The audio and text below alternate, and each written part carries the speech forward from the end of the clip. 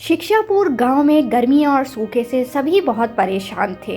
हर तरफ लोग बस यही सोच रहे थे कि इस गर्मी से कैसे बचा जाए, लेकिन मोहन का परिवार को इस गर्मी से भी ज्यादा बड़ी परेशानी थी।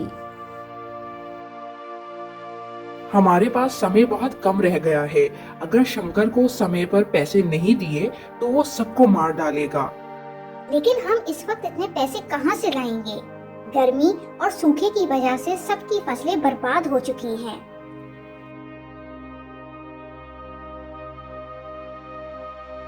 अगला दिन आया और शंकर अपने पैसे लेने मोहन के घर आ गया। बाहर निकल मोहन, आज मैं अपने पैसे लिए बिना नहीं जाऊंगा। अब हम क्या करेंगे? तुम घबराओ नहीं, मैं जाकर बात करता हूँ। अगर बात नहीं बनी तो तुम रिंकू को लेकर यहाँ से चली जाना। लेकिन बस बहस करने का समय नहीं है। जैसा कह रहा हूँ वैसे ही करना। शंकर भैया मुझे थोड़े दिन और दे दें। मोहन ने कुछ और दिन मांगे पर शंकर नहीं माना। क्या कहा? थोड़े और दिन दे दूं? तुम्हें क्या पता नहीं है कि जो मुझसे उधार लेकर जाता है और उसे समय पे अदा नहीं करता तो मैं उसका क्या हशर करता हूँ। शंकर के आदमियों ने मोहन को इतना मारा कि वो उसी वक्त मर गया। जाओ देखो इसके घर पर और कौन कौन है।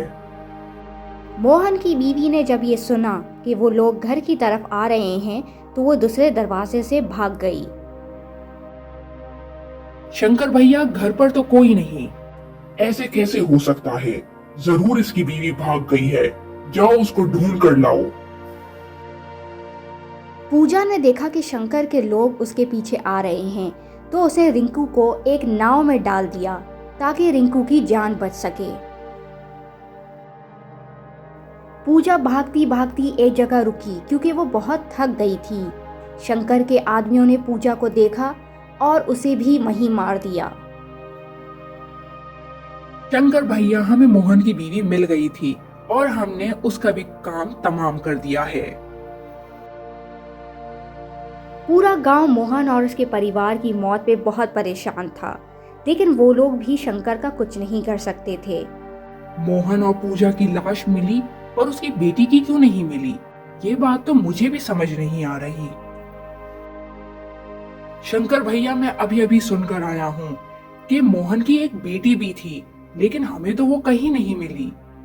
ऐसे कैसे हो सकता है? जाओ उसे जगह जगह ढूंढो और मुझे मोहन की बेटी हर हाल में चाहिए। शिक्षापुर गांव के थोड़ी दूर एक और गांव था। वहां भी सूखे की वही परेशानी थी। सोनिया अकेली रहती थी और अपने सब काम खुद ही करती थी। सोनिया का पति कुछ सालों पहले ही चल बसा था। सोनिया अकेलेपन से परेशान होकर दरिया के किनारे चली जाती थी। वहां उसने एक नाव देखी जिसमें एक छोटी सी बच्ची थी। सोनिया बच्ची को देख के हैरान हो गई। अरे ये किसकी बच्ची है? कहीं ये डूब न जाए। मैं इसे घर ले जाती हूँ। सोनिया रिंकू को घर ले आई। पता नहीं ये किसकी बच्ची है। इसके माँ बाप इसके लिए कितने परेशान होंगे। अगले दिन सोनिया के घर शंकर के आदमी आए। वो पूरे गांव में रिंकू को ढूंढ रहे थे। सोनिया कुछ काम से बाहर गई थी और रिंकू अपनी दोस्त के पास छोड़ के गई थी। घर के पास कुछ आदमियों को देखकर सोनिया छुप गई। अब हम शंकर भैया को क्या जवाब देंगे? वो बच्ची तो कहीं नहीं मिल रही। हमने उसके माँ बाप को ठिकाने लगा दिया। अब ये बच्ची हमारे सब्र का इम्तिहान ले रही है। कहाँ जा सकती है? हर जगह ढूंढ लिया है। अब सोनिया को सब समझ आ गया था कि रिंकू कैसे उस तक पहुंची। मेरे ख्याल से घर में कोई नहीं। अब हम चलते हैं वापस। सही कह रहे हो भाई, कब तक यहाँ खड़े रहेंगे? शंकर भैया, हमने गांव में हर जगह ढूंढ लिया है। यहाँ तक के आसपास के गांव में भी ढूंढ लिया है। वो बच्ची कहीं नहीं मिली। गम्मो, तुम लोग एक बच्ची को नहीं ढूंढ पाए। मुझे वो बच्ची चाहिए हर हाल में। मैं मोहन के सब घर वालों को मार डालूंगा। उसने मेरे साथ धोखा किया था। जाओ ढूंढो उस बच्ची को। हर हाल में वो बच्ची मुझे चाहिए। दूसरी तरफ सोनिया रिंकू का बहुत ख्याल रख रही थी और अब उसका अकेलापन भी खत्म हो गया था। सोनिया रिंकू के साथ बहुत खुश थी। एक दिन सोनिया अपनी दोस्त को रिंकू के बारे में सब बता रही थी कि ये सब शंकर ने सुन लिया। अच्छा, अब मैं चलती हूँ, थोड़ी ही देर में रात हो जाएगी। सोनिया की दोस्त के जाने के बाद वो भी जाने लगी, लेकिन वहाँ शंकर आ गया। तो तुम्हारे पास है मोहन की बेटी और हम उसे हर जगह ढूंढ रहे हैं। सोनिया शंकर को देखकर डर गई कि वो कहीं रिंकू को भी न मार दे। सोनिया भागते भागते एक घने जंगल में आ गई और एक पेड़ के पीछे रिंकू को छुपा दिया। शंकर उसके पीछे वहां तक पहुंच गया। तुम मेरे होते हुए उस बच्ची का कुछ नहीं बिगाड़ सकते। तुमने पूरे परिवार को बर्बाद किया है, तुम भी नहीं बचोगे। अरे तुम मेरा क्या बिगाड़ सकती हो? आज तक कोई गांव वाला मेरा कुछ नहीं बिगाड़ सका। मैं बच्ची को जरूर लेकर जाऊंगा और तुम सिर्फ ये देखती ही रह जाओगी। सोनिया वहां से भाग गई। शंकर उसके पीछे जाने ही वाला था कि वहां एक शेर आ गया। अब शंकर कुछ नहीं कर सकता था। शंकर को उसकी मौत साफ दिख रही थी। अचानक शेर ने शंकर पर वार किया और उसे मार डाला। सोनिया रिंकू को लेकर घर पहुंच गई। शुक्र है मैंने इस बच्ची को बचा लिया, वरना मैं अपने आप को कभी माफ नहीं कर पाती। जैसे ही शंकर का जुल्म खत्म हुआ, तेज बारिश शुरू हो गई। सभी गांव वाले बहुत खुश हो गए। ये तो कमाल हो गया, हमें शंकर के जुल्म और सूखे से मुक्ति मिल गई। आखिरकार अंत में जुल्म और जालिम दोनों ही मिट जाते हैं। गर्मी का कहर बरस रहा था। सभी लोग शदीद गर्मी से बहुत परेशान थे। बारिश का दूर दूर तक कुछ नहीं पता था। गांव वालों को समझ ही नहीं आ रहा था कि कैसे सब ठीक होगा। अगर ऐसे ही चलता रहा तो हम जिंदा कैसे रहेंगे, क्या खाएंगे? सारे लोग ही बहुत परेशान हैं। बस दुआ करो कि बारिश हो जाए और जल्द सब ठीक हो जाए। अगर ऐसे ही चलता रहा तो सब तबाह हो जाएगा। सेठ बलवंत भी कोई मसले का हल नहीं निकाल रहे। तुम फिक्र नहीं करो, मैं फिर से सेठ बलवंत से बात करने जाऊंगा। अगले दिन रामू अपने खेतों पर जाने के लिए निकल गया। वहां जाकर देखा कि रामू का जानवर भी मर गया था। अरे ये क्या हुआ? रामू भाई, इतनी गर्मी है, पानी की कमी की वजह से फसलें, जानवर सब तबाह हो रहे हैं। अशोक की भी फसलों का यही हाल है। हमें सेठ बलवंत से बात करना चाहिए। लेकिन रामू भाई, उनसे बात करने से क्या फायदा? हम इतनी बार अपनी परेशानी बता चुके हैं, लेकिन हम ऐसे हाथ पर हाथ रखे तो नहीं बैठ सकते, कुछ तो करना होगा। अशोक और रामू बाकी गांव वालों के साथ सेठ बलवंत के घर आ गए। कैसे आना हुआ रामू? सेठ बलवंत, आपको तो पता ही है, गर्मी की वजह से सभी फसलें खराब हो रही हैं, जानवर मर रहे हैं। ऐसे में हम क्या करें? देखो रामू, ये गर्मी तो हर साल ही होती है, मैं क्या ही कर सकता हूँ। ये गर्मी मेरे हाथ में थोड़ी है। लेकिन सेठ, आप पानी का बंदोबस्त कर सकते हैं, जिससे हम सब की मुश्किल हल हो जाएगी। अच्छा रामू, तुम लोग अभी जाओ, जो होगा मैं बता दूंगा। अभी मुझे एक जरूरी काम से शहर जाना है। लेकिन हमारे मसले का हल बोला ना, सब हो जाएगा। अशोक, मुझे नहीं लगता ये सेठ हमारी कोई मदद करेगा। सही कह रहे हो रामू, पहले भी इसने बहुत बार झूठे वादे किए हैं, लेकिन हम करें भी तो क्या? क्यों ना हम पास वाले शहर चले जाएं, वहां राजा से बात करेंगे तो कोई ना कोई काम तो मिल ही जाएगा। ये अच्छा सोचा रामू, वहां 1 महीना काम करके महल से कुछ हीरे उठाकर बेच देंगे और फिर वापस गांव आ जाएंगे। ये कैसी बात कर रहे हो अशोक? मैं तुमसे ईमानदारी से काम करने को कह रहा हूँ और तुम इतनी मुश्किल में भी ये सब सोच रहे हो। अरे रामू, तुम और तुम्हारी ईमानदारी, अगर तुम ईमानदारी से काम करोगे तो ही मेरे साथ चलना, वरना यहीं रहो। अरे रामू, मैं ऐसे ही कह रहा था, हम कल ही चलते हैं। क्या हुआ, हो गई सेठ बलवंत से बात? हाँ हुई, पर कोई फायदा नहीं। सेठ हमेशा की तरह झूठे वादे कर रहे हैं। वो कोई मसला हल नहीं करेंगे। मैंने और अशोक ने सोचा है कि हम पास वाले शहर जाकर काम करें, फिर तुम लोग भी वहां आ जाना, क्योंकि इस गांव के हालात ऐसे ही रहेंगे।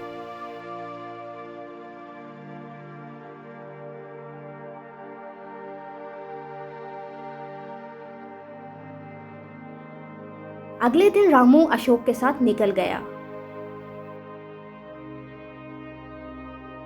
दोनों ट्रेन स्टेशन पर पहुंच गए और अपनी ट्रेन का इंतजार करने लगे। अरे रामू, कहाँ जा रहे हो? शहर जा रहे हैं। अब हम वहीं कमाएंगे, क्योंकि हमारे गांव का सेठ हमारी कोई मदद नहीं कर रहा। रामू, तुम सबको यही कह रहे हो कि हम वापस नहीं आएंगे। भला ये कैसी बात हुई? ये हमारा घर, जो कमाएंगे यही तो लाएंगे। अशोक, तुम मेरी बात कभी नहीं समझ सकते। अशोक ने सोचा, ये रामू तो बेवकूफ है। पूरी जिंदगी महल में गुलामी करेगा। मैं तो मौका देखते ही हीरे लूंगा और गांव वापस आ जाऊंगा। रामू, कितना समय लगेगा? और मैं तो थक गया हूँ। बस कुछ ही देर में हम शहर पहुंच जाएंगे। रामू, रात हो गई हमें यहाँ आते आते। अब इतनी रात को सवारी कैसे मिलेगी? मैं भी तुम्हारी तरह पहली बार ही आया हूँ यहाँ। चलो स्टेशन से निकलकर देखते हैं। हमसे गलती हो गई जो हम देर से निकले। देखो, रात हो गई। कितनी देर से अनजान शहर में अकेले खड़े हैं। एक भी सवारी नहीं और बारिश भी तेज हो रही है। मैं तो यहाँ महल से हीरे लेने आया था।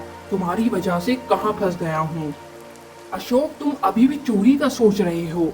यहाँ हम ईमानदारी से पैसे कमाने आए हैं। देखो, वहाँ एक ढाबा है, वहाँ चलते हैं।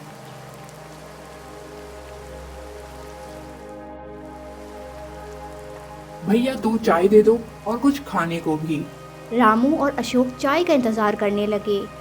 रामू, अब हम इतनी बारिश में रहने की जगह कैसे ढूंढेंगे? फिक्र मत करो अशोक, मैं कुछ करता हूँ। इतने में एक राजकुमारी वहां आई। अरे, आप लोग कौन हैं? इस शहर में नए लग रहे हैं। जी, हम दरक्षापुर गांव से आए हैं। यहाँ काम की तलाश में आए हैं, पर आते ही इतनी तूफानी बारिश देख ली। अब समझ नहीं आ रहा कहाँ जाएं। आप फिक्र नहीं करें, मैं यहाँ की राजकुमारी हूँ। आप मेरे साथ चले। हमारा एक पुराना मेहमान खाना है, वहाँ आप रह सकते हैं। फिर कल अपने लिए रहने की जगह ढूंढ लेगा। बहुत शुक्रिया राजकुमारी, लेकिन हम कुछ ना कुछ कर लेंगे। अरे नहीं नहीं राजकुमारी, हम आपके साथ चलते हैं। रामू, राजकुमारी ठीक कह रही है। इस तूफानी बारिश में कहाँ जाएंगे? हम इनके साथ चलते हैं। राजकुमारी के साथ रामू और अशोक पुराने मेहमान खाने में आ गए। माफ कीजिएगा, ये काफी पुराना मेहमान खाना है हमारा, और तूफानी बारिश की वजह से लाइट भी नहीं है। कोई बात नहीं राजकुमारी, आपने हमारी मदद की, यही बहुत है। वैसे राजकुमारी, आप इस तूफानी बारिश में अकेले कैसे? कोई सिपाही भी नहीं है? वो मैं शाम में महल से बाहर निकली थी, तूफानी बारिश की वजह से वापस नहीं जा सकी। आज यहीं रहूंगी। अब आप लोग ऊपर अपने कमरे में चले जाएं। ये कैसा मेहमान खाना है रामू? मुझे तो यहाँ डर लग रहा है, लेकिन कोई बात नहीं। अगर कल ये राजकुमारी हमें महल ले गई तो समझो हीरे पक्के। शर्म करो राजकुमारी, इतनी अच्छी हैं और अभी भी तुम हीरो का सोच रहे हो। रामू बहुत थक गया था, वो तो फौरन सो गया। लेकिन अशोक ने सोचा कि क्यों ना मैं इस मेहमान खाने को देखूं। हो सकता है कोई कीमती चीज मिल जाए जो मैं गांव जाके बेच सकूं। वो भी सो गया है और अब तक तो राजकुमारी भी सो गई होगी।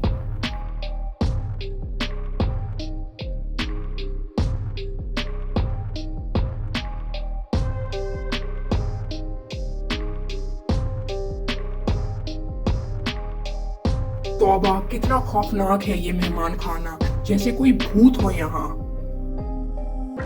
अशोक अचानक एक कमरे में बंद हो गया।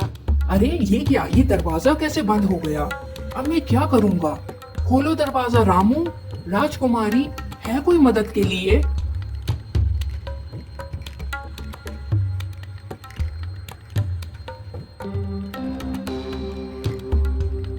थोड़ा वक्त गुजरने के बाद रामू की आंख खुली। जब उसने देखा कि अशोक कमरे में नहीं तो वो घबरा गया। ये अशोक कहाँ गया इतनी रात को? अशोक कहाँ हो तुम? रामू अशोक को ढूंढता ढूंढता बाहर आ गया। राजकुमारी भी कहीं नहीं दिख रही। कहाँ ढूंढूं अब? शुक्र है बारिश तो थम गई है। अशोक तो कहीं नहीं मिल रहा।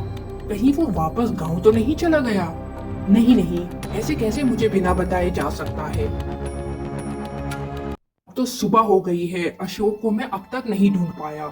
अरे कुछ लोग खड़े हैं, इनसे पूछ लेता हूँ। भाई मेरी बात सुनो, मेरा एक दोस्त है अशोक, गांव से आया है। किसी गांव वाले लड़के को यहाँ आसपास देखा है? कल रात हम राजा के मेहमान खाने में थे, राजकुमारी लेकर गई थी। कौन राजकुमारी? यहाँ की राजकुमारी नीलोफर। वो हमें वहां लेकर गई थी क्योंकि कल तेज बारिश हो रही थी। भैया तुम हमारे साथ महल चलो, ये सब राजा को बताना बहुत जरूरी है। ये गांव से आए हैं, इन्हें राजा से मिलना है, बहुत अहम काम है। यहीं रुको, राजा के हुक्म पर चले जाना अंदर। वो आखिरकार राजा से मिलने आ गया। रामू ने राजा को सब बताया कि कल रात से अब तक उसके और उसके दोस्त अशोक के साथ क्या हुआ। राजा ये सब सुनकर हैरान रह गया। तुम्हारी सब बातें मैंने सुन ली, लेकिन राजकुमारी नीलोफर बहुत साल पहले इस दुनिया से जा चुकी है। ये सुनकर रामू हैरान और परेशान हो गया। ये कैसे हो सकता है? कल वो हमारे साथ थी। नहीं रामू, यहाँ सब जानते हैं कि राजकुमारी बहुत साल पहले एक महल के गद्दार को पकड़ते हुए जान गंवा बैठी। लेकिन अब मैं अपने दोस्त को कैसे ढूंढूंगा? यही वो जगह है रामू जहाँ से उस महल के गद्दार ने राजकुमारी को धक्का दिया था। फिर गद्दार कहाँ गया? महल के महाफिजों ने उसे पकड़ लिया था और अब वो जिंदान में है। जहाँ तक तुम्हारे दोस्त की बात है, तुम्हें उस मेहमान खाने में फिर जाना होगा और वहां जाकर बोलना होगा कि राजा ने अशोक को आजाद करने का हुक्म दिया है। राजकुमारी मेरी बात कभी रद्द नहीं करती। तुम चले जाओगे ना?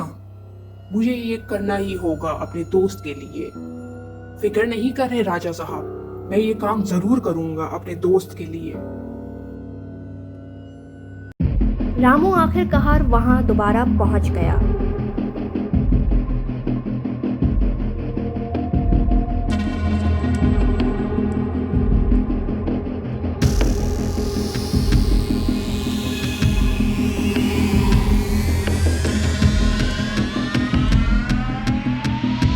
अशोक को एक कमरे में पड़ा देखकर रामू घबरा सा गया। मुझे जल्द ही इसे डॉक्टर के पास लेकर जाना होगा। मैं बाहर से किसी को मदद के लिए बुलाता हूँ। रामू किसी को मदद के लिए बुला ही रहा था कि वहां राजकुमारी आ गई। कोई भी यहाँ मदद के लिए नहीं आ सकता। रामू राजकुमारी को देख के डर गया, लेकिन वो भागा नहीं। आप मेरे दोस्त को यहाँ से जाने दें। कैसे जाने दूं? तुम्हारा दोस्त गद्दार है। वो यहाँ काम करने नहीं, खजाना लूटने आया था और गद्दारों की यही सजा होती है। लेकिन आपको कैसे पता? मैंने तुम लोगों की बातें चाय के ढाबे पे सुन ली थी, लेकिन अब कुछ नहीं हो सकता। तुम जाओ यहाँ से। राजकुमारी जी, राजा ने पैगाम भिजवाया है कि अशोक को माफ कर दें। ऐसा मुमकिन नहीं, लेकिन मैं राजा की कोई बात रद्द नहीं करती। ले जाओ उसे, लेकिन मेरी एक शर्त है। कैसी शर्त? तुम उसे यहाँ से ले जा सकती हो, लेकिन वो इस शहर में नहीं रह सकता। उसे वापस फौरन उसके घर भेज दो। अगर ऐसा ना हुआ तो मैं उसे मार दूंगी। जैसा आप कहेंगी वैसा ही होगा राजकुमारी। अशोक फौरन जान बचाकर गांव वापस चला गया। आखिरकार रामू को महल में काम मिल गया। रामू की ईमानदारी आखिरकार उसके लिए फायदेमंद साबित हुई।